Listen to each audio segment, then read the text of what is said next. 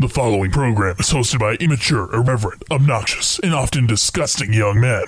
Listener discretion is advised. This time on Nude Clan, I'm not here! I can't do it. The Joe that never comes. Ah.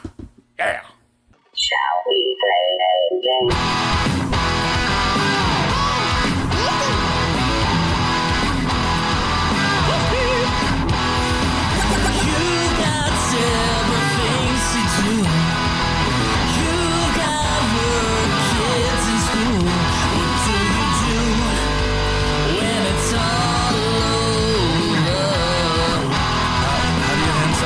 Player to another.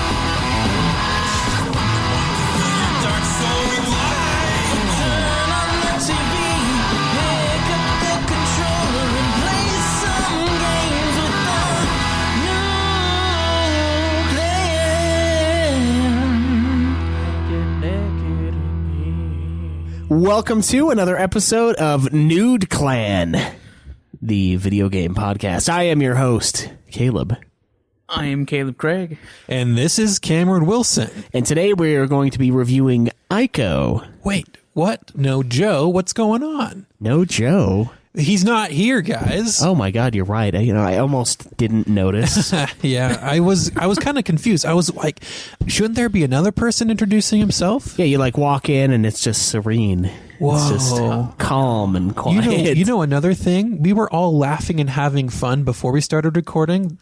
And not having an argument, Usually, before we start one of these, we have a little argument of what should go down. Yep. But that was just gone today. Cameron gets quiet, and then we start up. But not this day. Yeah, no, he's a little preoccupied with, I think it's work. Yeah, he had some work things to do. Yeah, so, couldn't record with us today. He's going to be on for Ultima later, Ultima Final Fantasy, but yeah, shoot, it's going to be kind of weird. Just a little bit. Yeah. So before we get too far into Ico or Eco or whatever the fuck you want to call it, we do have a couple reviews that I want to read here. These are left we have on reviews? iTunes. Yes, we do. Whoa, Nice. already? Well, I mean, yeah, they're there, but one of them is Joe. One of them is Joe? Yeah, all right, let's check these out here. We've got one titled Solid by J123456456. A solid piece of work, if I do say so myself, Joe. Yeah. 5-star review. This one is titled Pretty Good Cast by Titan Big Red. Came over from Ultima Final Fantasy. Okay. They are great. Can't wait for them to do the Chrono Trigger one or the Lost Odyssey one. That is an ongoing joke within Ultima, where everyone keeps asking us if we're going to play Chrono Trigger, and it started out as like an innocent, oh, hey, I wonder if they're going to play it, so they kept posting it on the forums in like random areas, and it's like, yes, we're going to play Chrono Trigger, just give us time, and now it's just this over-the-top thing where every 5 minutes if we're playing 14. Is it going to turn into like the Darude Sandstorm type thing? Hey, what song is that? And then everyone goes, it's Darude Sandstorm, no matter what song it is. So, hey, what game are they playing? Oh, Chrono Trigger. Yeah, every time. Today we're going to review Chrono Trigger. But, yeah, so, I mean, that's kind of cool. Thanks for the reviews, guys, or Guy and Joe. Joe. Fucking Joe. But, shoot, in the meantime, what have you guys been playing this week? Well, I just beat Chains of Olympus for the second time. Get some trophies, PS3. What did you play it on the first time? I played it on PSP forever ago when it came out. I remember that. Yeah. And then I started God of War Ascension, which is way strange. Yeah, I wasn't too interested in that game, to be honest. Did you? When did it come out? Ascension, came out after 3. I'm not sure. Okay, how much after? It was like 2 years. I've been out of the maybe? God of War loop. Yeah, for quite a while. Yeah. Did you see any gameplay for God of War Ascension? I saw an eyeball getting ripped out of a Cyclops, but that's about it. I mean, it looks nice, but it's like really different as far as like going from Chains of Olympus, which has more of a classic, God of War play style and feel. Like Ascension is just like way different. Like the camera angle is different. Like a lot of mechanics have changed, and it's just like It almost feels like a different game. Yeah.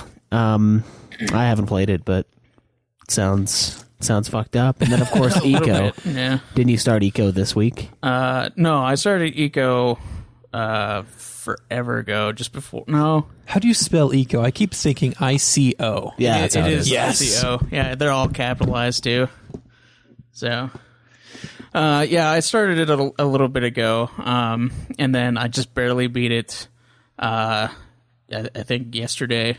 Okay. So, like right before we were doing the episode. All right, and that's the game we're going to be talking about today? It is the game we were going to talk about. Sweet. Today. What about you, Cameron? What have you been up to? I don't know if I told you guys last time, or no, actually it happened right after the last time we recorded. I recently purchased my PS4. Yeah. Finally back into the modern world of gaming. Yeah, all that convincing I did.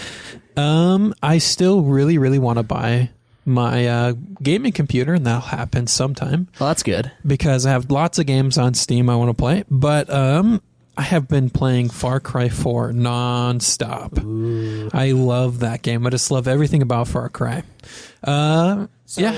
With Far Cry 4, was I correct in thinking and assuming that it was essentially Far Cry 3? It's Far Cry again? 3, but there's differences, but it's basically it could reasonably be like an expansion on Far Cry 3 with better graphics. Yeah. It looks really similar, like from the outside. I'm like, I'm not really willing to pay full price for it because I've already played the game. Well, isn't it like how much is it now? Like 40 It's bucks? only like $20. 20 bucks? actually. Yeah, so you should grab a copy now, Caleb. A lot of fun. Yeah, a lot. I think one of the biggest criticisms people had for it was that it was exactly like 3 with like the main setup. Like you get a white guy who goes to like just Ajay isn't white. He's half white. Well, no, No, actually not he's even not. half white. Yeah. Get it right. I can't remember. It was He was somebody, born in Gujarat. He was born that's true. there, Okay, and he was. Yeah, I know. He just lived in America. Yeah, I can't remember what it was. It just somebody said he was white, and then I Jay. forgot about it. And, it's lies? So anyway, and then you got like the charismatic bad guy. Have you heard him like talking to you on the radio and stuff? He does talk to me on the radio, and he does say some funny stuff, but I have not heard him say what you told me he says. Oh, about the candles? Yeah, it's about the that's a little candles. later. Okay. I fucking love that part. Yeah, I'm just having fun mowing through people and then trying to get the. See, I don't do the story all at once. I like to do all the side things when I play this game because there's some awesome bonuses you can get. Is it similar in 3 in the way that you like take over territories from the faction? Yes. Does that give you boosts? Is that what you're saying then with the extra content? Does that give you like new unlocks or what? Yeah, what's so the it gives you it gives you tons of XP. Does it give you weapons? I think only the bell towers do. Yeah, when you do the bell towers, it unlocks like more areas for you to go into, and then like it unlocks a new gun for purchase. But what about outposts? Clearing them out? Clearing out outposts doesn't really give you anything other than being able to fast travel to that. Okay, and then outpost. having a trade house there too. Yeah. You can fast travel to it. Also, new that it was not in Far Cry 3 is you can do Outpost Master, where you can decide to redo the outpost, but do it again for extra points and extra money. Also, traveling through your own territory, one of your outposts can come under attack again, and then you're supposed to go over there and help defend it. And if you have a really high kill rate while defending it, it gives you a boatload of XP again. Yeah, so it's worth keeping your stuff up. Yeah, I really enjoyed that. The being able to replay the outposts. I must say, I keep comparing it to Far Cry 2 when you're in Africa and then you're just driving. Anyone sees you, they shoot you. I'm glad there's some people, at least in this game, that don't shoot you on sight. Have you met the black dude yet? The arms dealer? Yeah, the arms dealer, of course, yeah. Yeah. And he was in Far Cry 2. Yeah. He comes back as the biblical, the Bible thumping arms dealer. Yeah, I love that guy. Longinus, I think is his name. Yeah, hey, but this is not the review for Far Cry 4. Sorry, guys. No, it is not. And now it is my turn to talk about what I've been playing. I went through Eco. I initially played it a few years ago, and I just loaded up my save file from then, which is a real Joe move. Just like, I'll just continue. How dare you? I'll start the game. That's only 2 hours from the last 10 minutes. It was pretty close, but yeah, no, I started that up. I beat the game, and then I've been going through following this little guide on platinuming it because there's a trophy for beating it at under 2 hours. Well, there's another one for beating it in under 4. Yeah, but I'm gonna get both of them at the same time. You think you can? Yeah, I think so. If I can't, I'm just going to reload one of my previous saves. So I'm kind of staggering my saves to maybe get like a few minutes shaved off here and there, which is going to be a pain in the ass if I end up having to do. But I've been playing through that again, and I just barely got to where I was at when I started playing Eco again. Well, that's good. And so you've played it one time now? Yeah, I played it through exactly one time. But unfortunately, the timer continues during cutscenes, so I've been skipping the cutscenes this time through. So all the intro stuff, I'm like, it's all old. Wow. In the back of my mind kind of a thing. Okay. Maybe I should have skipped the cutscenes and I would have got the under 4 hours. I beat it in like 4.5. No, so it's like that blame the half cutscenes. hour of like... Is there a half hour of cutscenes No, in the game? there's not. So it sounds like you're just Yeah, there's other stuff I could have done. yeah. Blame it on the cutscenes. I would But have done other cutscenes. yeah, I've been playing that, and then I've also started up Final Fantasy IV: The After Years. It's like an episodic game where you play as some of the old characters from Final Fantasy IV and their children, essentially, and like they're kind of grooming them for what I assume is going to be a get-together, huge party to fight the bad guy in Final Fantasy IV again. Yeah, that'd be weird. It's kind of interesting. It's fun. It's really quick, but it's also very brutal. So I've been experiencing a lot of pain and suffering. Like the old 4 when you go from Earth to the moon. It's like that all the time. Yeah, you start out and you don't have any All the gold. time? Yeah, and there's some parties that don't have white magic, and I don't have enough money to buy potions. So like, it's rough. Yeah, that sounds awful. It's rough, but I'm into the 4th chapter of it. I played some shit-faced Final Fantasy IV over the weekend. I had like 11 beers or something like that, so I was pretty wrecked. And yeah, I've just been playing those couple things. So And you've been streaming that? yeah, I've been streaming all of it. Even the while you were smashed? Yes, it's going to be on the internet forever. Rambling drunkenly. But yeah, no, it's been pretty solid. And I don't know. I guess that's it for that. Shall we jump into the review of Eco, Caleb? I believe so. It's time. Ooh. 水の色風の匂い遠くたなびく雲の行方たゆたう小舟のように疑いも知らない以降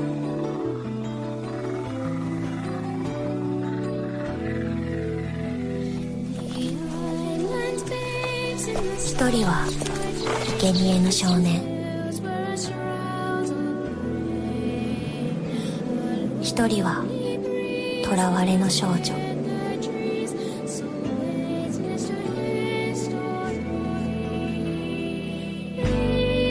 行き場のない霧の中それでもその手を取り合うだろう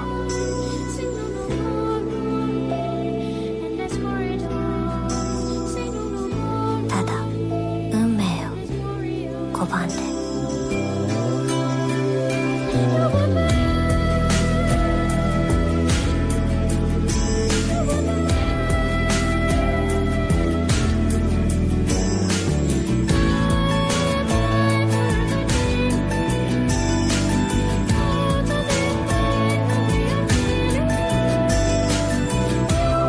信じられるのはこの手のぬくもりだけ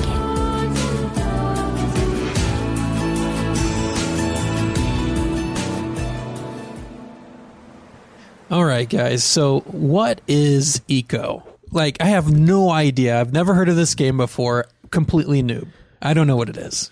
Well, it's a 3D platformer, I would say. Yeah, 3D platformer with adventure. like, yeah, with a minor combat situations. Okay. So I don't know. Think cinematic Prince of Persia almost is kind of how it feels. Cinematic Prince of Persia. Yeah, no HUD. Except for no wall running. No wall running either, but there is some crazy jumping, kind of. I think he jumps pretty crazily for a little kid. He practically flies. Oh, so you're a little kid. You are he's like 10-year-old, I'd imagine. He looks 10. So it's a Japanese. 3D platformer little kid who's basically free running, and you may or may not engage in a fight or two. Yes. Yeah, you don't have to. There's a lot of fights you can sprint past. Is there a trophy for that?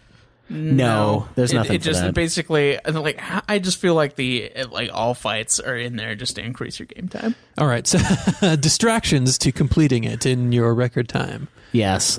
So essentially, the storyline in this game, it's a little light on story, but it's all very interesting. So, Okay. Iko is a horned boy who's taken by a Horned. group. So yeah, he he's has- got like He's little got horns growing out of his horns head. on the side of his head. Geez, an evil child. Yeah. Well, and he gets put into like a prison for like children that have horns. And then he So gets there's put- more than one? Is this like he's just one of them, and then Yeah. you get put inside like Does it some just- kind of magic stone So coffin. Yeah. does it explain why they have horns? Is it just like some disease going around? It doesn't really explain. It's like a anything, thing really. of bad luck, I think, is what it's supposed to be. Oh, okay. Yeah. And so basically, in the beginning, they trap him inside the stone coffin, and they're going to sacrifice him. But then, you get this earthquake kind of a thing, and the coffin falls to the ground and shatters. And as you kind of explore the castle, you're running Okay. around in this big fucking building. Okay. You run into this girl, and her name is Yorda, and she's this really pale foreigner. She doesn't speak the same language as you.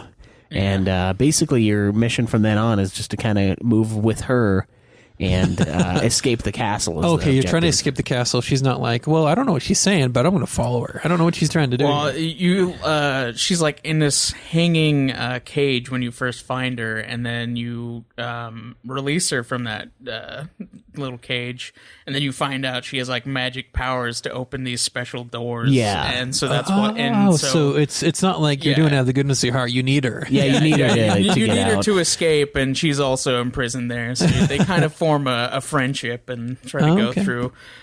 Some friendships don't need words. Yeah, No, it's true. That's kind of what the game is about. Really, It really is. And so That is okay. as you're running around with Yorda in the castle, you run into these shadow creatures that originally in the design, I was looking this up, they were supposed to be the horn people in the beginning, like guarding, but for some reason they didn't have the capacity to do that, and then they just made it the shadow creatures, which I felt was really interesting.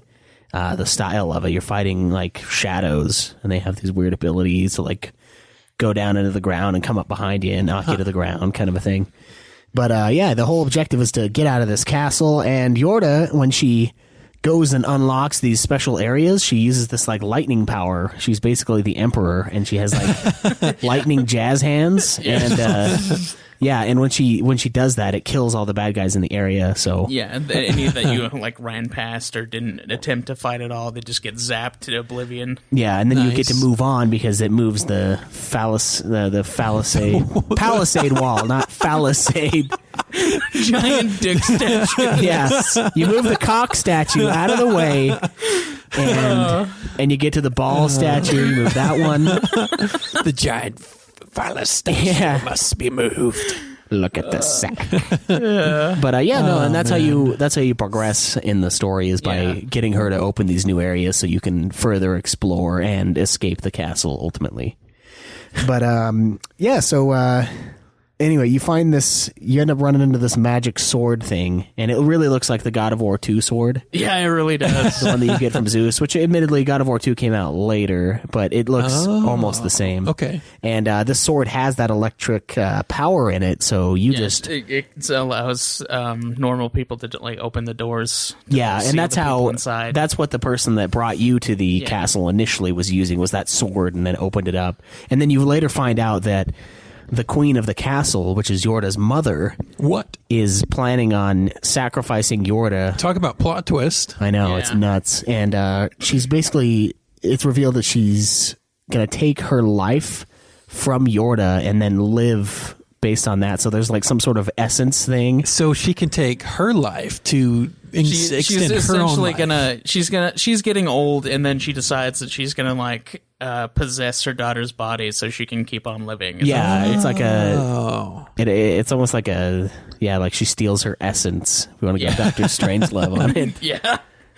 And then, so like, he tries to free Yorda, and like the queen locks him out of being able to just go out the front gate. And so you got to continue on, and then finally, when you do get it open, the queen like knocks you down by pulling in Yorda, so she won't let her leave the castle. And so like the bridge starts collapsing, and then you fall down. Then you go back into the bottom of the castle, and then you find like this chamber where Yorda has been turned into stone, and then you have to like kill a bunch of these shadows with the glowing lightning sword. Yeah, and that's that room is where you were in the very beginning of the game. Yeah, and you So have a complete circle. And there's for each like coffin that there is, you have to kill a shadow for each coffin. Yeah, so all the other heroes coffins, yeah, like it's basically they sacrifice the Horn Children so that they're, for whatever reason. So it they doesn't sacrifice really the Horn say. Children, and they become the Shadow. Yeah, that's their essentially. afterlife. And so you have to like kill each of the shadows. So you're basically killing the You're other killing Horn your Children. ancestors. Well, that's not really ancestors, but yeah, like the other people like you, and you have to do that in order to move on and actually like attempt to fight the queen. And So maybe save that's Yorda. why all the Horn Children are being captured, is to create the Shadow Army. Either that, or maybe they're being sacrificed for the queen to become more immortal. She might be prolonging herself. like prolonging It's her not life. really. It's not really explained, at least as far as I was able to there's capture. not a whole lot of So kind of holes there in the plot. A little. It's just like leaving it up to mystery. It's not really. It's not Leaving like. there's not like a lot of explanation or It's- exposition, really. Which is what makes it fun, because then it's left to. left to you to decide. Yeah, which is cool. It's not like with Final Fantasy VIII where there's gaping holes in certain parts of the plot where they're like, you should have addressed this. It's just like, well, yeah, this is what happened, and you can make whatever you want of it. So anyway, you get up and you find that magic sword, and now you can unlock stuff by yourself. So you don't need You don't need Yorda it anymore, so you No, can just you- leave. Yeah, you're just fucking YOLO out of there and just. well, you could. There was a right next to where you get the sword. There's like a boat. Does the game allow that, you like, to? allows you to that you could leave, but no, you can't. So You the can't game leave. doesn't actually let you Basically, leave. No, that would be Okay. kind of interesting if you could though. But like, no, he decides instead to go find Yorda and save her from. Well, you the just queen. can't beat young love. No, you can't. And Even though I swear he's like way younger than her, because she's like at least a foot taller, yeah. and he's just a tiny little Japanese boy with horns. It almost looked like me dragging Liz around this like giant castle. Like it's like that much of a height difference in this. Wow. It was nuts, but Well, little boys, they do. they like those legs. But yeah, no, you get the sword and you're able to unlock areas yourself. You don't need Yorda, and then you go and you're like, okay, we're gonna go save her, and you get up to the queen's chamber. You enter the queen's chamber, which is not quite as hot as it sounds. And this is after killing all of your shadow brethren. You're finally able to get in there, and she basically says, yeah, you're not going to be able to save Yorda. I'm going to kill her. And then you do a pretty interesting fight. I actually really enjoyed Yeah, the... it was a pretty memorable boss fight, actually. She puts up a shield around herself, and in order to fight her, you have to hit her shield with the the lightning magic sword. sword, With the and lightning then sword. every time you hit it, it knocks the sword out of your hand, and you have to go get it because like she uses like this It's like this dark pulse magic, move. Yeah, this dark magic pulse that covers like the entire room, And it insta-kills you if it touches you, so. it turns you Whoa. into ash if you Talk about power. yeah, and the only way to defend yourself is you either hide behind these two magic pillars or to actually have the sword, which can So the block sword it. protects you. Yeah, Okay. the sword protects you. I and think so it turns you to stone, actually. Because that's what happens when you get a game over. Everything's turned to stone. Oh yeah, maybe it is stone. I can't remember. I thought you crumbled. Or You might something turned crumble, into but I think you yeah, turn to stone first. Yeah, either way, something happens, and so you have to keep hitting that shield until finally it's gone, and then you basically stab her. And it's pretty awesome. Yeah, it's pretty Is epic. there an epic cutscene for it, or you just stab her? Oh and yeah, she's dead? there's an epic cutscene. Like as soon as you hit her with it, then it goes in. Like it immediately actually goes into the cutscene right when you hit her, and then he like goes Runs her through, Yeah, he runs her through, and it's and then pretty, the castle starts to like fall apart around you, and you get hit by some debris, and it actually breaks your horns like off of your head. it like happens during the fight. Like one of your horns breaks off, and then the other one breaks off. Yeah, too. from the debris. Okay. Yeah, and then, So you're just like wrecked. Yeah, and so you get knocked unconscious, and then Yorda is set free from that thing that was that had her in stone. Right. And she's all like, she turns all shadowy like her mother was, and like the shadows were. And she like basically picks you up and then puts you on the boat and then sends you off to save your life because she can't leave the castle. Right. And then there's like a little, there's the credit sequence, and then there's a bonus scene. Yeah, where you end up like, you wake up on a beach after you see the castle like falling apart. And then you just kind of like go along the beach, and then you see that Yorda has washed up on the beach. Oh yeah, cool. And she's purely human now. She's no longer all white and pasty. Yeah, and she's not shadow form anymore. Right. And then Okay. she kind of like starts to move a little bit, and then the game, it's just over. Yeah, That's the end of it. Nice. yeah. Yeah, I mean, I thought as far as storyline goes, it all worked well with itself. I mean, it wasn't anything really deep and crazy, Well, but it was thought-provoking. I mean, it's like, Thought-provoking, and for a 4-hour game, you had some plot twists in there. You had, yeah, and then like they dealt with exposition in a really good way. They just kind of said, this is what it is. It Okay. wasn't like a... Yeah, you don't a really need know what's for- going on until like her mom shows up and basically says a few lines, and then it like shines a little light on what's going on. Yeah, so I mean, it's very light in the story realm, but I think it does work pretty well with the game So, itself. well, maybe it's just like you are the character. The character has no idea what's going on, and so neither do like you. a clever storytelling Yeah. method. So Yeah, it is so pretty so interesting. you don't know what's going on, but maybe after Yorda, you find out how to communicate with her. She can tell you what's going on. Yeah, and they when you go New Game Plus on this game, you can actually read what Yorda's saying, because she's speaking in a totally different language the whole time. Yeah, it allows you to understand what she says, and then whatever her mom says to her. Yeah. It's like whenever her mom speaks to you, she uses your language, and so it like lets you understand. Do you find out anything more from Yorda that way? I don't know. I didn't play the New Game Plus, and I think Caleb's been skipping the cutscenes, so Yeah. he doesn't know either. I just know that there's more behind it when There's you do. a chunk that you missed then out of the storyline. Yeah, I suppose. Dude, it counts the I know, you told cutscenes me. as the gameplay. I don't have time for that. You don't have. Well, you time don't to really learn have about to the know what story. she's saying, though. I mean, Yeah, it's- it's mostly just about. I get you like, don't have the to journey know, and but what stuff. she could be telling you more about the game. True. I doubt it. I feel like the Wikipedia page would also tell me more about the game, and I just happen to be taking a glance at that occasionally. Oh yeah, I seem the to have backing. seen you reading the plot from it. Word Essentially, for word. yeah. Not word for word. Okay, it's somewhat word for word on a few things. There's really only one way you can Yeah, say. there's 2 paragraphs for the plot, so I mean, there's like it's not like we're reading from it. All right. So based off, it's a 4-hour game. Sounds like it was a fun adventure game to play. What would you rate it out of 10 storyline? How about you, Caleb? I don't know. That's kind of hard. I think I'll give it an 8. Okay, I mean, an 8. 'cause That's a pretty solid it's score. Pretty interesting for the game, for the realm that it's in. I mean, it was interesting. The exposition went along really well with the queen telling you things, and I think it was pretty good. Okay. How about you? You know what? I think I'm going to second that. I was balancing between 7 and 8, but I do feel like it does well with what little it gives us, so I feel like it's worth an 8 out of 10 as far as the storyline is concerned. Perfect. All right. So 2 8s out of 10. That's pretty good. Yeah. Now, how about the gameplay? All right. God. Okay, so I don't know. For this one, there is a lot of stuff that bugged the shit out of me. And like for one thing, like you start the game and when you first fight the shadow creatures, you basically get this giant ass 2x4 that you have to beat these fucking shadow demons with, which is ridiculous because it takes like they're just shadow. Yeah, it takes forever to kill them too. You have to hit them like 5 times to kill each fucking thing.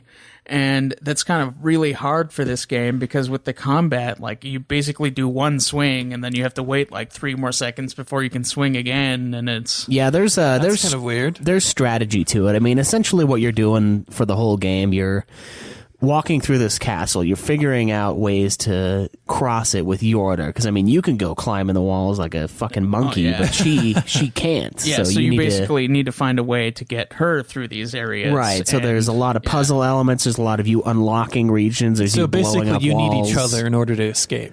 Yeah. You need her to open doors, and then she needs you to let her through stuff. Yeah, to get to those doors to open. And then all the demons, whenever they attack, they aren't really going for you. They're always going for Yorda and trying to drag her into like this shadow pit. So it allows you to sneak attack them.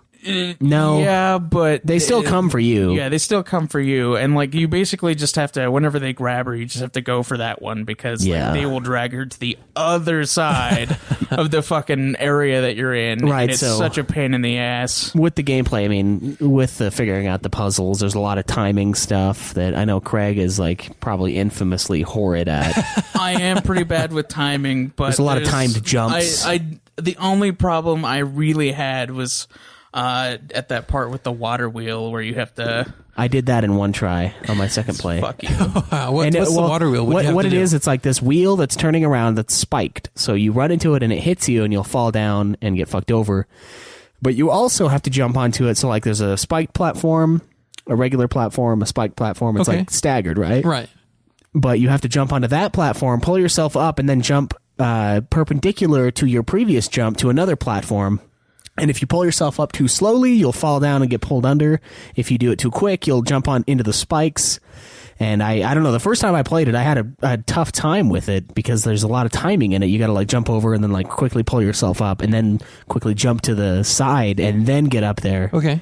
And get out of the way of the spikes. Yeah. And there's a lot of timing based jumps and stuff in this game, and I don't know, it's something that you develop, I feel, as a gamer. But I didn't tough. have any problems really with any of the timing stuff except for that one part. Yeah, that one was rough. The water mill, the big windmill, was rough on me the first time too. I did that one my first try. Yeah, that one was super easy for me. And same with the there was another one where you have to time a jump so that like this little pad launches you even further. A puzzle timing type game. Yeah, there's a few timing things, but it's mostly puzzle. It's I'd mostly say. puzzle. Okay, yeah. And I mean, you're leading this girl around with you too the entire time, so you're basically you're pulling Yorda along with you, and there's a lot of moments where, and she is a complete dumbass, by the way. Like, unless you like, there's a function in the game where you like grab her hand and pull her along with you, because if you fucking don't do that, it would take you forever.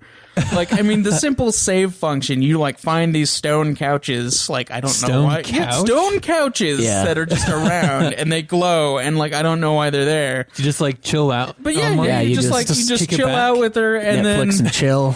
Yeah. And like, anyway, you're just like supposed to sit down, and then she fucking can't even do that properly. Like, every time I went to save, she would literally like walk around. Yeah, walk around the bench. Like, she was like looking at it, wondering what to do, and then she kind of goes to sit down, then she'll like walk away again, and then she'll like get on the fucking thing finally after like waiting for 10 seconds. You just have to grab her hand to let her know what to do. There's a little bit of AI stress involved with the gameplay. I want to hold your hand. Like, and then like trying to get her to fucking climb up ladders is ridiculous. Yeah, like, because what'll happen is like she'll be at the base and you'll like call her up and she'll be like, "Oh yeah, let's go up," but then you stop and then she'll like start to go back down the ladder. She fucking goes back down. Like, what? And you basically need to keep hitting R1, which is the same button to call her, I believe. Yeah, and you just like yell at her, and then she. What are you doing? Follow. Get back up here! Yeah, you're just like, I'm scared of. So there's a lot of that, and that adds a certain sort of stress, like it's definitely Yeah, it gives you a little bit of anxiety because you've got to be careful of where you leave her because there's certain parts of the game where I just ditched her. And then the fucking creatures will come out of nowhere and they Yeah. will fucking take her down before you can like reach her. And there's some issues with that as well. I mean, so what happens is the creatures, they can either be flying or on the ground. Fucking flying And ones are sick. the flying ones, I mean, they can come out of a portal that's way on the other side of the map, and then they come over and then they pick her up and then they fly her over to that portal, and you have to like book it across this huge wide open space. And then what happened to me on my playthrough that I did before my speed run that I'm currently working on, I had a point where I was in this big room. It was one of the rooms with like the doors that you open, the big circular things to get the light to shine through. Yeah. And one of them, there was one flying guy on one end, and on the very other end, it takes like 30 seconds to run to, there's another hit. And one flying guy picked her up.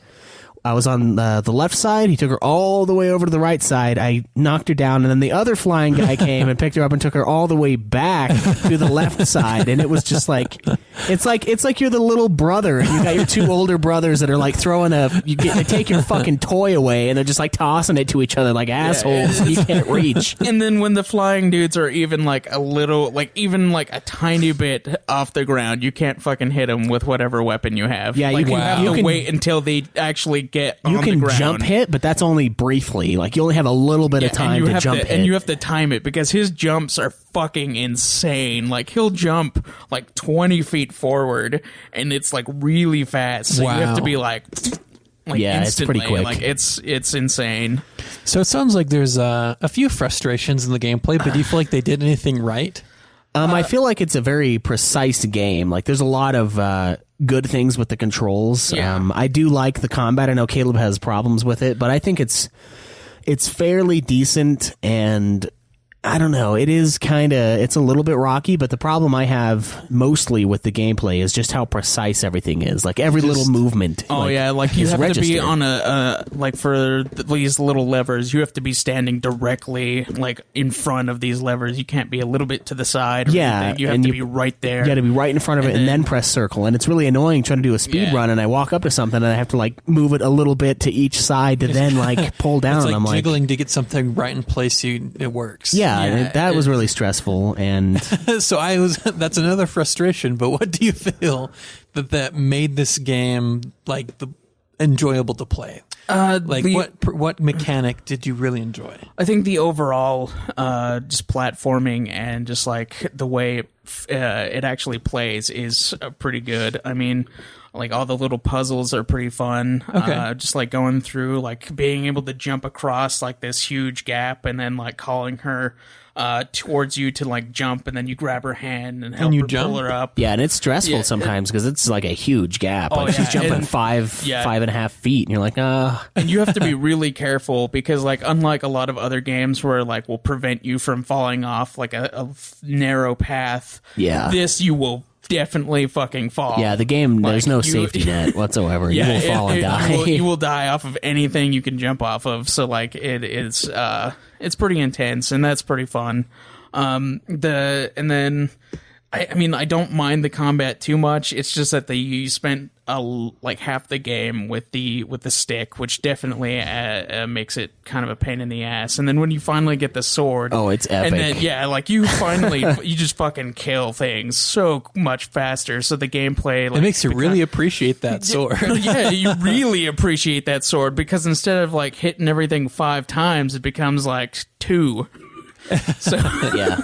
All right. so yeah, that was pretty nice. And one thing I liked about the gameplay, and I know you had some issues with this part of it as well, was the camera. So we had like full yeah. camera usage. We could move it to wherever we wanted. We could zoom in, Wow. let it zoom back out. And I thought that was It's really innovative. And I mean, it was a little clunky at times because of the precise controls Yeah. that almost trip over themselves with the amount of precision that's in them. But the camera, I thought, was bitchin' because I could like I could leave Yorda on one end and go to all the way on the other end of the catwalk, call to her, and then like zoom in and watch her like run to me. Yeah, when you call her, it allows you to like see where she is and see what she's doing, and then that's when you really see how fucking retarded she is when you're calling her from like a really far distance, and so she'll like I've seen her like walk around in a circle a couple times while she's coming towards me. I'm like, what the fuck? What kind of path was pre-programmed for you that you need to like spin a couple times? I mean, think about it. You're in a wide open area. The sound is bouncing off of all sorts of walls. So she's like, oh, you're over here. And then it bounces off of this wall. And she turns that way. And she's like, oh, you're over here? Oh, you're behind me. You're just like, and I can see why your mom put you in a cage. Yeah. She's like, it wasn't to punish her. It was to keep her safe. Oh, yeah, the alternate universe. But there was a lot of that, though. And the mechanic with her was also very precise. So, like, if I wanted to speed run and get her out of an area where the shadows were coming, like one of the areas I had a really big problem with was I basically would have to run with her and then jump over the ladder to pull her down with me instead of her climbing on the ladder. That saves me like 10 seconds. Mm-hmm. And then to get up the ladder, I have got to drag her to right in front of the ladder, and then I start climbing. The problem with not doing it right in front of the ladder, and you know, because the shadow creatures, they start coming out of the ground like immediately. Right. So we need to fucking book it, right? So I grab her arm and then I pull her towards the thing. And if I'm just a little bit off, what'll happen is she'll like be looking the same direction as me, and I'm going up the ladder, and then she'll like walk over, turn around, walk back, and then go in front of the ladder. And then that amount of time as she's trying to climb the ladder, she'll get pulled down. Yeah. So it's because of how like precise everything is in the game, it adds like a stress level that shouldn't exist. There's certain games where they polish stuff like that. They don't make it that asinine where it has to be just perfect. Yeah, like FF8, because it's really where frustrating. They follow your every move. Yeah. You know, there's that, but then there's also, you know, FF10 or 9 where they don't do that. They just kind of like follow your general area, and they're like, oh, okay, well, you're just doing circles. I'm just going to stand here. Or even with God of War, like when you like they have the levers too, and you don't have to be directly in front of the lever. You can they'll create zones where you can even be interact like with in it. the side, and then it'll like slide you over. Yeah, and that's something that I think this game would have done really well with. But I do think the puzzle elements, the teamwork aspect, and I don't know, just the feel of it. I mean, the feel of it was really good. Like it felt like a really fun game. And you're with this girl that you can't communicate with necessarily, and it's almost this like touching, you know, communication through feeling as opposed to actual words. Was your heart touched, Caleb? A little bit. Oh wow! It awakened the cold stone dead heart. That's right. Wow.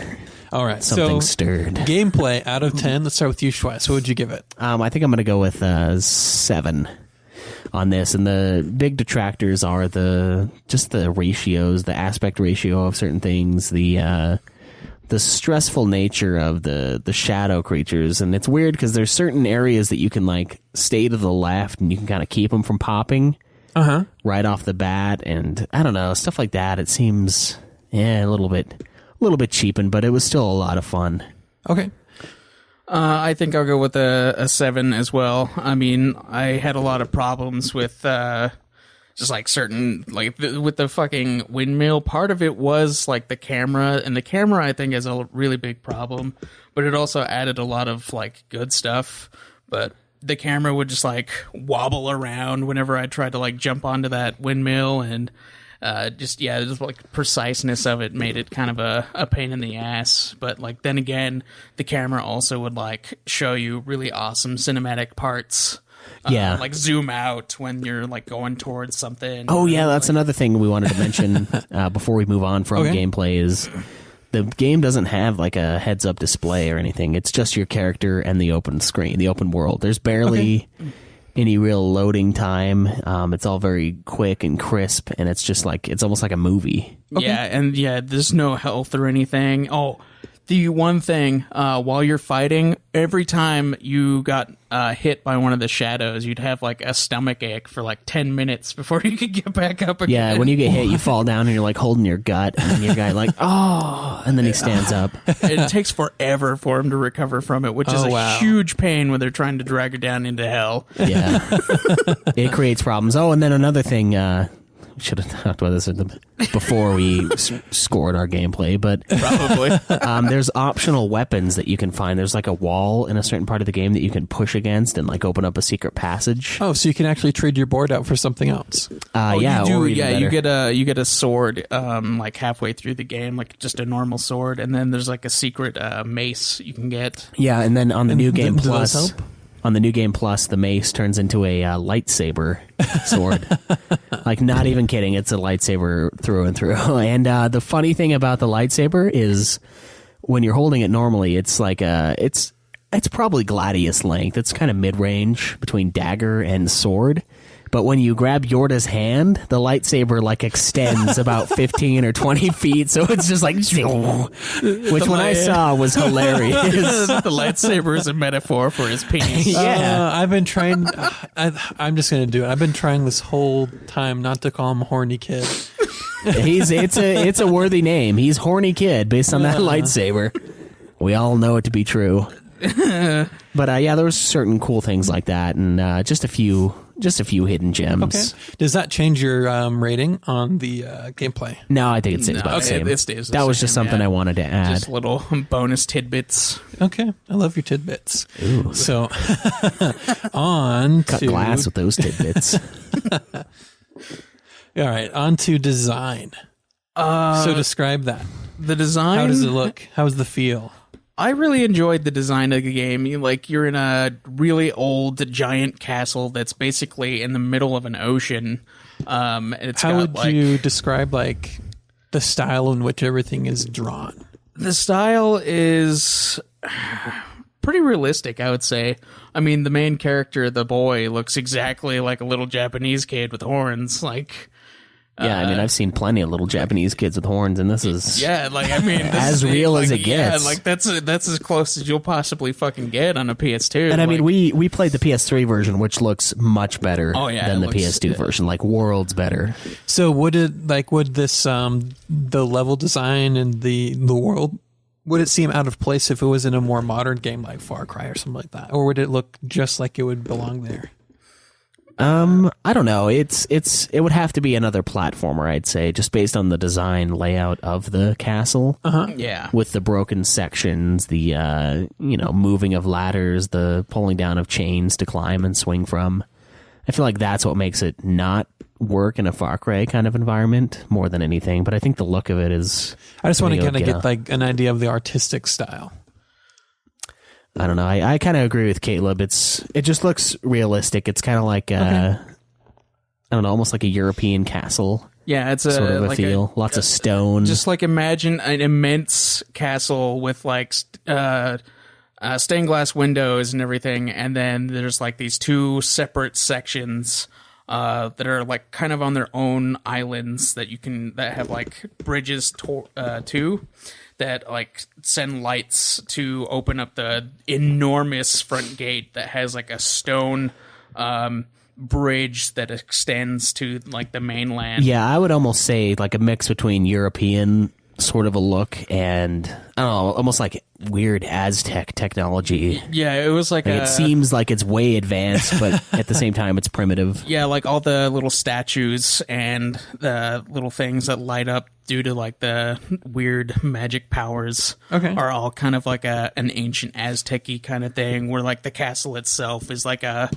Gothic type older style castle. So it sounds like it's an interesting mix that it combines, and then there's like these little tracks with the little pulley carts or whatever. That makes the time frame of the game really seem wonky. Yeah, you've got like all the little elements, but it works together somehow, and it I don't know, it's really good. I like this. So it sounds like they didn't skip out on the design at all. No, like, and even the shadow creatures, they're just like these blurry, dark smoke like things with glowing blue eyes that are just like intense looking. Yeah, I think they did a really good job with the look of the game. I mean, the cutscenes in the very beginning where you're going through the tree, the like foresty areas leading up to the castle, and I don't know, I think everything looked really well done, and I think it all fit pretty nicely into the world. All right. Is there anything else you guys want to add before you score it? I don't know. I don't think so. I think that just about covers all the Okay. all the aesthetics of it. Yeah, I would give it a 10. All right. for So design. Caleb, 10 out of 10 for design. What about you, Schweiss? Yeah, I'll give it a 10.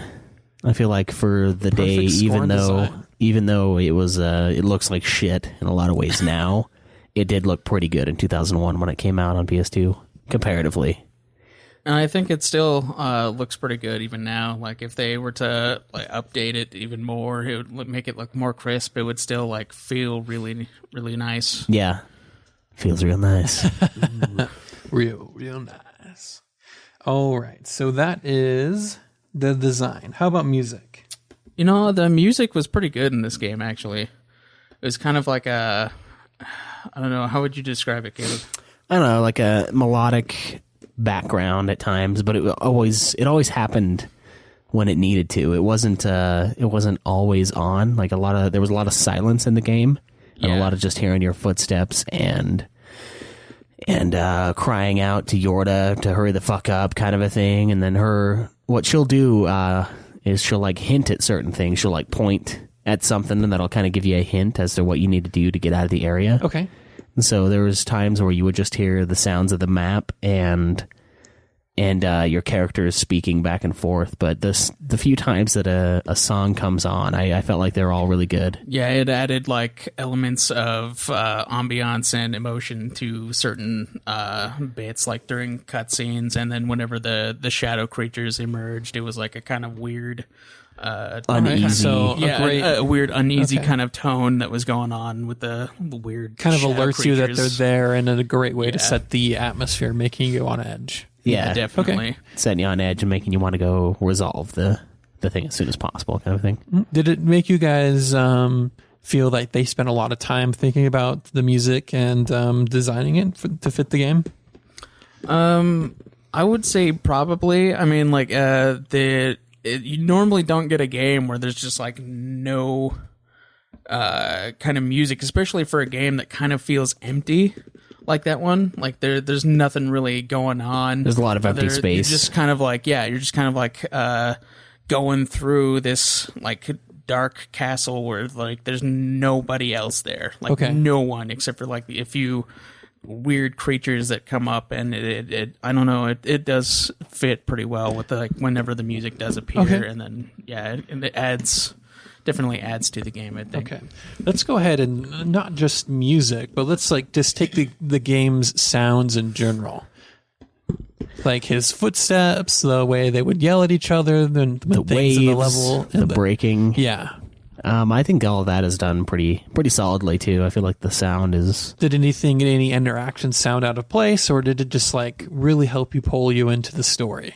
I think it was all very real feeling. I mean, it all felt natural. The explosions, the fire crackling sounds, the water wheel spinning, the windmill making its little windmilly noise, and yeah, I don't know. I felt like it was all Whoosh. yeah. Yeah, it even had creaking for like when the windmill was like turning. And, Yeah, like the wood creaks and stuff like that. I just know that some games I play, when I interact with an object like a lever, the lever sounds okay, but it might be like really quiet or like so loud it's just jarring to have it out of place. It's just like, was there anything like that? I don't think so. I think it all felt pretty natural. Yeah, I can't really think of anything off the top of my head. And then even when like it even changes like the way he calls for Yorda, like depending on their distance, like he'll yell for her, and if they're like really far away, then it kind of like echoes, and it's not like super loud. It kind of sounds like you're hearing him from, like From where Yorda's at? Yeah, from where Yorda's at and stuff like that. So I think I think that adds to it as well. I think it's really nice. All right. So is there anything else you guys want to add to that? I really like the soft track in it. There's like it almost feels like the Diablo theme in Main Town, but Is less. it an airy guitar? Yeah, it's like it's like some sort of guitarish instrument. I really A string, Maybe we'll insert a bite of that somewhere. perhaps. Yeah. Yeah, I really enjoyed that too. And then the like on the PS3, when you're opening the game, and then you choose between like Ico and Shadow. And Shadow, like there's like this weird song that it plays when you have it over Ico before you choose it, and that I really enjoyed that too. I think the only song I heard you complain about was the save music, the like boop boop. Oh yeah, it's like a really weird noise. It's kind of like a little irritating, but it doesn't really take away too much. I think you likened it to the Esthar theme in Final Fantasy VIII because it is. Well, okay, I said it wasn't nearly as bad, but like it is kind of annoying. It does feel similar though to you. Yeah, but you don't have to listen to it for nearly as long. That's true. It was much better that way. Okay. All right. So, Caleb Schweiss, what would you give it? I'm gonna go with 9. I think. Okay. How about you, Caleb? I'll go with a 9 as well. Copying bastard. You guys? I was thinking 8, but you know what? I really enjoyed it, and the only thing that I really didn't like about the sound was definitely the save music, but it wasn't really like super terrible. Yeah. I think that was really the only thing that irritated me. Well, we only have one more category left in this review, and it is the replayability element of this game. Now, Caleb, you didn't restart it, but you know there's a new game plus option, and you know there are more trophies that require you to play the game again. How motivated are you to pick it back up and go through it again? Well, I probably would play it again somewhere down the line, but not like immediately. It does have quite a bit of replay value with it only being like, if you can manage it, like only being a 2-hour game, which is kind of awesome that it can be that. And then Caleb's playthrough for the first time was like 10 hours, you know? Yeah, I mean, when you continue the game, the clock keeps your time. So whenever I hit continue, back when I was first playing it, my time would just continue to collect and compound. And I died a lot because I was trying to figure out certain things in the game. And I don't even know what my problem was, but I was like not very good at it, I guess, first time I played it. And now that I played a bunch of Prince of Persia games in the meantime, and I did it just fine. So, I mean, replaying this game isn't much of a time commitment, and with the goal of completing it in such a fast time. Yeah. Do you feel pull, like the drive to get that done? I mean, I could definitely see myself trying to do it, going through and getting that stuff. Because, I mean, mostly it is just beating it in 2 hours and then avoid dying, so... Yeah, there's a trophy for not dying and then beating it really quickly. And I don't even know if I'm going to be able to do it on my playthrough.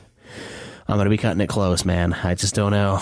Yeah, and I was pretty close getting the 4-hour trophy. I mean, I did it in like 4.5, so I really wish that I had been able to shave off a little bit more time. But I think it is really nice that it's that you can beat it that quickly, that it allows for that. Yeah. So I think that adds replayability. I mean, like you play through it once, then like now that you know what you're doing, you can just go through really quickly. Is there any story you'd miss by trying to do that the first time? By trying to speedrun it the first time? You'd miss the cutscenes, which give exposition on like who Yorda is, or even her name, really, because it doesn't say until like the queen shows up. I think you'd miss basically out on all of the exposition, but okay. you would kind of understand a little bit of the story. Yeah, and I mean, if it weren't for the internet and the instant satisfaction of knowing exactly where to go, I mean, I'd have to play this game probably 3 or so times to get the platinum trophy, to get it down to 2 hours, because I'd be like, okay, well, how can I make this part faster? Or what's with this little trolley thing? How can I use this to speed up my game time, etc.? And I feel like that creates a lot of replay value, even though I'm not necessarily going about it that way with my replaying of it. I'm just kind of doing it to complete everything and to get the the time trophy, which I've only ever gotten one other trophy that was based on time, and I think it was God of War 1. Where you beat it in under, was it like 5 hours? Yeah, like I think I beat it in like 4 hours and 38 minutes. It was insane. Like the game, I was like, I don't know if I'm going to be able to. Yeah, I'm like, I don't know if I could do that. And then I did it, and I was like, oh, Jesus, this game's tiny. But Eco is way tinier. It's like less than half the length of God of War, so I don't know, he's not quite as packing as Kratos, I guess. But Well, he does have a stick for most of the game. true. All right. So what would you guys give a score for your replayability, Caleb? For replayability, I would say it's about a 7. It does have a new game plus, and it is short, but there's not much to it that allows for like necessary replay. Like, there's not too many other options that you can get by playing it again, other than like even Caleb said that like just playing it on New Game Plus gives you the lightsaber, so Right. that that's a reason to play it, but like it doesn't have too many of those to like make multiple playthroughs worth it. So I'd say it's a good number for it. All right, and I don't know, for me, let's see, you gave it a 7? Yeah. I'll go ahead and give it an 8. I don't want to have the same finally shit. be different.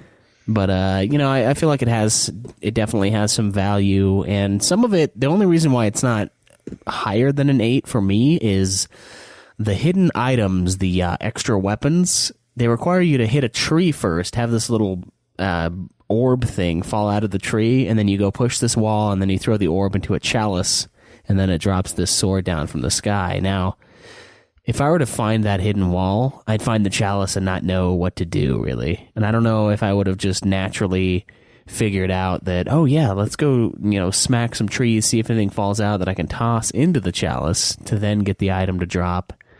So it's almost like too hidden to really count as a replayability factor, especially pre-trophy. Because now that we have trophies, it says, hey, get this sword. And you're like, oh, well, how do I do that? And you look it up, and then you see, oh, yeah, I can do that. And then you go snag it. But at the same time, after I beat it, I went immediately and started it again in my speed run. So Yeah. I feel like it's definitely got potential to be played multiple times, to master, and it'd be fun to even see how close to the world record you can get. And I think the world record playtime is like 1 hour and 37 minutes or something like that. Holy shit, that is pretty small. Yeah, that guy burned through it fucking fast, and it's all one playthrough. He doesn't stop to save or anything. It's just he just goes, no deaths. That would be brutal to like try to do that. Yeah, if you die on the queen is easily able to kill you if you mess up your timing at all. Instant death. How fast was that? With an hour and 37 minutes. Yeah, I think that's the record time, hour 37, 36. That's like watching a movie. You just like go through. Like a quick done. movie too. Not even a normal length, but man, I don't know. I really enjoyed it. What was the overall? The Nude Clan score of Ico is 83 out of 100. That's pretty good. Yeah, I think we only gave Fallout like an 80, didn't we? Yeah. Yep. Dang. Do you think it's a better game than Fallout 4, Caleb? I don't know. It's kind of hard to say because of how different they are. They're different. And like I don't know if you can really say one game is better than another if it's like in a completely different genre, but I really did enjoy this one. We're not comparing the games to each other. I think that would be a totally different type of review. We're rating the game based on its own merits and whether or not you should play it. It's not saying that this game is better than Fallout. It's just saying based on what it provides, this is what we suggest. Yeah, and I would definitely recommend that people play it. It's a fun game. It's really short. It has a lot of aspects that I really enjoy. And then, like, even the trophies are really nice. Most of them are gold, for God's sake. I got 34% just for beating it, and Caleb has, 43, and, it's that extra, 11% or whatever just from one gold trophy. Because, all of them are gold except for, 3. Yeah, so, if you're a trophy hunter, you can probably get the platinum in this thing in, 12 hours if you really tried. 12? I think it'd so. be a lot less than that. Well, you got to play it. If you beat your first time in 2 hours, then you can just go through again in 2 hours. Well, the problem with that though is 4 hours. No, maybe you could probably do it. Potentially 4 hours. Yeah, it's a potential 4-hour game. Well, let's talk about this. How many trophies, Caleb, did you get your playthrough? For my playthrough, I think I got 5. 5 normally? Yeah, I don't know. It's something like that. I don't know the total count, but I did get get a couple more. You got like 6. It's like he got the trophy for saving at every save point, which I thought I got, but I missed a catch. I also picked up the one for getting the lightsaber sword. Oh yeah, I guess you did. How did that boost your percentage by a lot too? Yeah. What is it at now? It's at like 60 something. God, just from one other fucking gold. Yeah, and so yeah, I mean, if you're interested in playing a fun little platformer, I would definitely recommend picking this up and just going through it. It's a different experience. It's a very different feeling game, and it's revolutionary in its own sense. And I feel like it leads into Shadow of the Colossus quite well. I mean, it's not necessarily a connected storyline, but it is. There's a lot of theories behind that. Yeah, theories that like Same studio? Same company. And then there's like theories that the Horned Kid is the Wanderer's son from Shadow of Colossus. Yeah, like at the very end, he has a child, and I remember the kid having horns, but it doesn't necessarily mean it's the same person. Yeah. So I mean, it's sort of like a possibly connected game. Huh. That's interesting. Yeah, and it's really cool. And I mean, I feel now, having played both of the games, Shadow of the Colossus and Eco, I still feel like Shadow is much stronger. It's a lot more fun. The combat's better. Well, you're not a kid with a stick. True, you're not a kid with a stick, and you're killing gods. You know, it was very interesting. But Shadow of Colossus is definitely a really good game, and we probably will review it at some point. Yeah, because the problem is the only one that hasn't played through it all the way is Cameron. Everyone else has. Have you even played that game at all? I have played it, but I have not gotten anywhere close to beating it. Oh, did you like it? I liked it from what I played. How many of the Colossus did you kill? I think I had 3 of them killed. 3 of them? Which one's the third one? I can't remember the third one. I don't remember either. Might have been one of the flying ones. I think, yeah, maybe. Because I would only play it when I was at your house. Oh, yeah. Yeah, when you were at his house and he wasn't making you watch him play. That's what you mean? Exactly. Yep. Okay. Whatever. All right. And so, yeah, the Ico is pretty good. Yeah. You should play it. Pick it up and platinum the hell out of it. So yeah, I mean, like I think the PS3 copy is like what, $20 for both Ico and Shadow of Colossus. Yeah, that's pretty damn good buy, I'd say. Yeah, it's not bad. And I don't know. How do you feel? One thing that we normally touch on for these reviews is kind of like the legacy. Something that we always do in Ultima. How do you feel Ico holds up? Like, do you hear people talking about it? Do you hear mention of it? I mean, I know it's this highly esteemed game. I mean, the Metacritic rating of it is a 90. That is pretty damn high for Metacritic. Yeah, and like there's a lot of perfect scores across the board critically in this game. It's very well received, and I don't know. I've heard about it, but normally I only hear about it from people who work at like video game stores, people who live and breathe games. And I mean, I even saw a point where I think it was taking on God of War 2 in a contest for like the best game on the PS2, and I think Ico actually won that contest, which I was like, I don't know about that. God of War 2 is pretty awesome. Yeah, and so I mean, there's a very strong cult following, I'd almost say, with this game. I mean, how do you feel it's upheld? I mean, do you feel like a lot of people know about this game? Do you think how do you feel about its overall legacy as far as within the zeitgeist of gaming is concerned? I don't know. I'd say probably only most hardcore players would even know about this game, and only probably through Shadow of Colossus, which I know a lot of people know about. And Shadow of Colossus is a fairly popular game. It definitely got greatest hits. I know that, so it was a big enough game for that. Yeah, and it's one of the few games that like make people view video games as like a method of being like art and like a true thing. Like, yeah, its own form of art. Yeah, like it's definitely a really good game, and I think that Ico is too. I don't know. I think that it's worth a lot of people being able to play. I mean, normally platformers are made for like cartoony characters like Mario or Banjo-Kazooie, Sonic, people like that. But then when you get one that's like this, where, you like, it has like kind of a more mature kind of story kind of telling, like, I don't know. It's a really good game that I think more people should be playing. Yeah, and I mean, with the accessibility that the PS3 HD remaster has, I don't see why not. I mean, you guys can... How much can you pick it up for? I'd probably say 15 online. Okay. With no problems. I think I bought mine for 20 at GameStop. I haven't bought it. I probably will, though. I mean, I borrowed it from Dylan just to play Ico, but I think I'll get it so we can, get Shadow of Colossus or maybe even Platinum Ico later. Yeah. Would someone be able to find it on the PlayStation Network to download? I think it actually is available to download on PSN. Let's find out.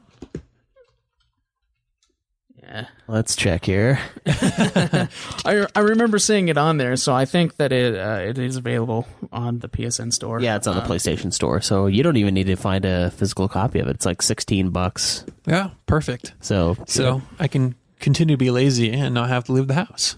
Yep. Exactly.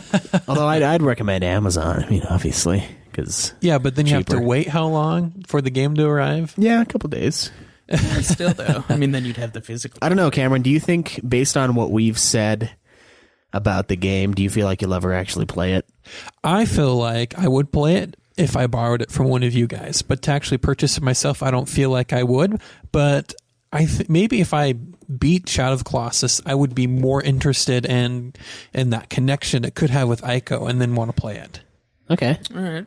Well, maybe we'll have to do a review of Shadow of the Colossus at some point. You guys vented your frustrations on gameplay too well. Yeah. that turned you off a little bit. Oh, we'll have to turn you back on. Well, shit. We've also normally this is when we kind of shift gears to do getting fat, but we've decided as a group to not do Joe in on this as well. Did he is. Okay.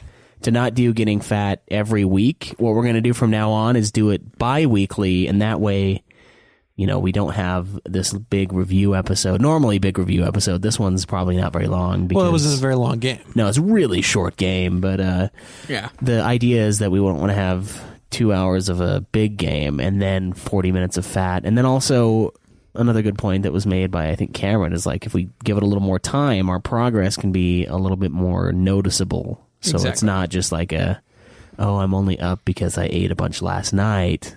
And it's so really, I can stop feeling guilty every week for not working out. Yeah. Yeah, it's only every 2 weeks that you feel like crap for not doing what you said you'd do instead of every week. Exactly. I haven't worked out for half a month, guys. Yeah, that's got a lot more girth to it than I haven't show worked you out in a girth. week. I bet you will. Show us now. Oh, it's happening. Oh, man. Well, this is Nude Clan. When are we going to start actually being Nude Clan? What are you talking about? I'm naked right now. Yeah. Yeah, we're that's part of the premise, isn't it? Yeah. I mean, Caleb's like beating me off under the table. You just got to look for that. Yeah, it's a very slight motion. You only need a slight motion when it comes to Caleb. Oh, come on. That's not man. nice. All right, so shoot, I guess the next game that we're going to be reviewing is going to be Joe and Cameron's playthrough of Fable. That should be in 2 weeks from today. How's that going, Cam? Well, I did mention I bought a PS4. I'll get it done. Don't worry about it. I'm actually, like I've been saying, I really want to play as many of these as possible, and I think I'm going to download Fable in the next couple days. Okay. And you're planning on getting that on Steam? Yeah, I'll get it on Steam. You going for the anniversary edition or just the Lost Chapters? Just the Lost Chapters. Yeah, going for the $10 version. Yeah, well, I mean, I've heard that the anniversary edition has some problems with it, like it's overpriced and there's not really that much content, and I don't know, it's just got kind of negative reviews, so I want my Fable experience to be more natural. So, well, it is like $30 for better graphics. You're very right about that. It does look better, but it doesn't look bad from what I've seen Joe playing. I mean, like, you save $20 by getting Lost Chapters. I mean, the same version that Cam and Joe are going to be playing. Yeah, that's true. That's part of my reasoning. I bought mine from a used game store, and the disc must be scratched somewhere because I'm just playing along, and all of a sudden the sound will just go and then keep going. It really makes that a noise. beautiful Yeah, sound. exactly that noise. And it keeps How going. the fuck do you copy that? It'll make this harsh, just little noise, and then it just continues on. Oh, that always scares me. So when I see that. thankfully, it hasn't had any game-breaking glitches or anything. any repeating glitches. So we're good there.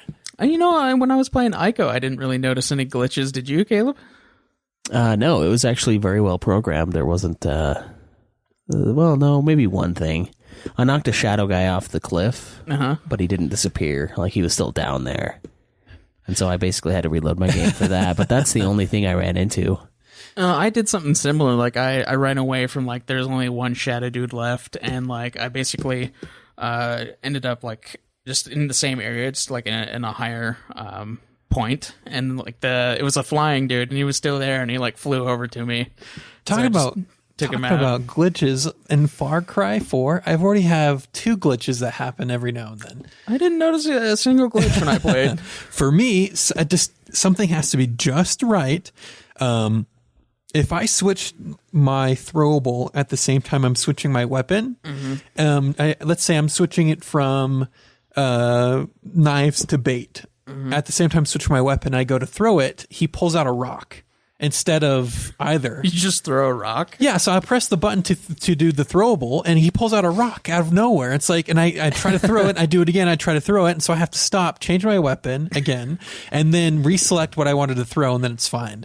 Another glitch, I was a couple times, if I pull up my bow and arrow, and I'm in the process of switching it from normal arrows to fire arrows, and I get shot, he will continuously pull out fire arrows.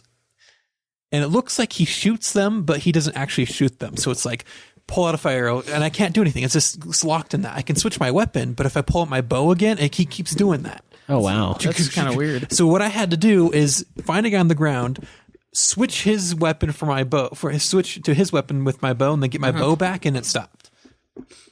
Okay. Well, is that... that's kind of a pain in the ass. Little thing. You know what? I think it's actually time to answer one of the questions we have on the forum for this new show. We have some questions. Nice. Yeah, we got a couple. Most of them are kind of just pointers, but... All right, so this one is from Batman, and he says... Batman. He says, "Hey guys, love the new show already. Glad to see you finally got your gaming podcast off the ground. I was wondering if you guys had a list of upcoming games that you were planning on playing. We currently don't, but... Yeah, there's nothing that we've planned too much ahead of time. So. But we could. He's also wondering... It'll allow them to kind of, prepare to play along with us. Yeah, that would. Yeah. Well, he's also wondering if we're going to take requests from the forum users.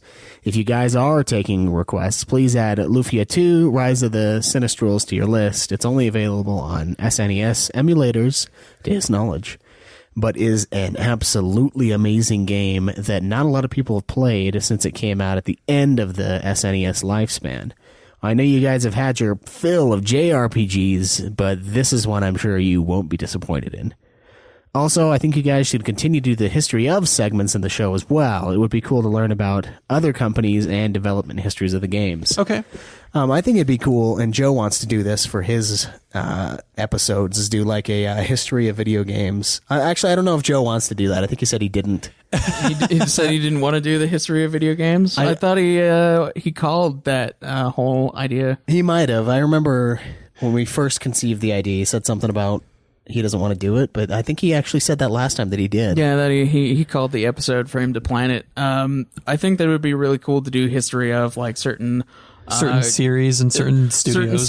Certain studios. I wouldn't mind doing one. That'd be like fun. Bethesda to learn a little bit more Rocksteady, about the studios and series that you love. Yeah. So much. How do you guys feel about putting up? We have these games that we want to play. There's certain objectives that we have. How do you feel about putting it up for forum users to decide what we play next and a pool of games we have? I wouldn't mind doing that. Yeah. I would probably put my list up on the more minds and looking at games is better, because I would have never known to look at that game he suggested, because I have never heard of it. So I've heard of the Lo-Fi series, and that's one that I saw that I have been interested in playing, but I'm glad that somebody mentioned it, and I will attempt to find it so that I can play it. All right, so how about from now on, once we kind of get the games that we've already got scheduled to play sort of out of the way, I say we put up the ones that we want to play and have the forum users choose. I would definitely be okay with that. And I'm also open to people suggesting games that they really enjoy that they want us to play.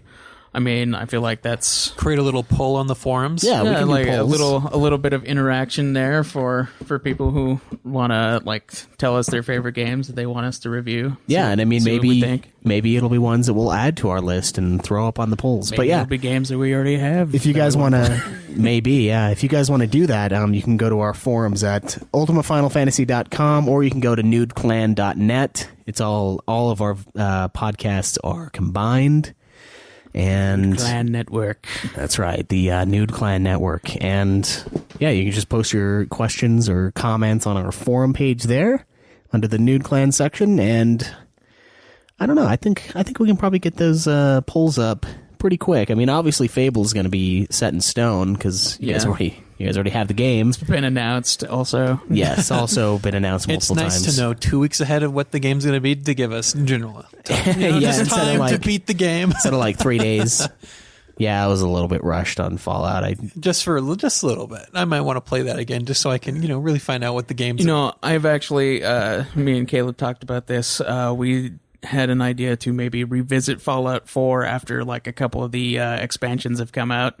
Yes, and yes, then do definitely. that again. So Yeah. any games that have tons of expansions come out, we can revisit it to see if we will alter the score of that game at all. Yeah, additional content for us. Yeah, I don't see a problem with that whatsoever, guys. Perfect. All right, so where can we all be found at?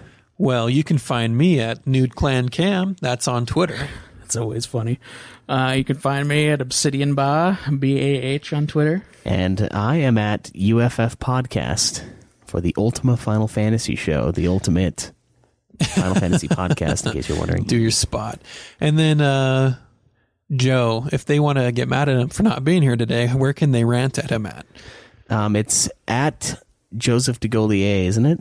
Isn't it just his name? I don't know. It probably.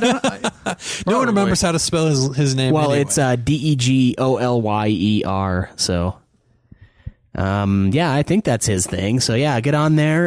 Bitch at him for not being here today. Yeah, little dick. Make fun of his quotes. Yeah, make fun of his quotes with us. Be sure to do that. Do we have any other questions or anything before we go? Not really. No, all the other stuff is just kind of static questions on the forum. So yeah, get on there, throw us a review, please. It all helps the show. We really want this thing to take off. We have a lot of fun doing these episodes. Yeah, and remember, we read that stuff on here.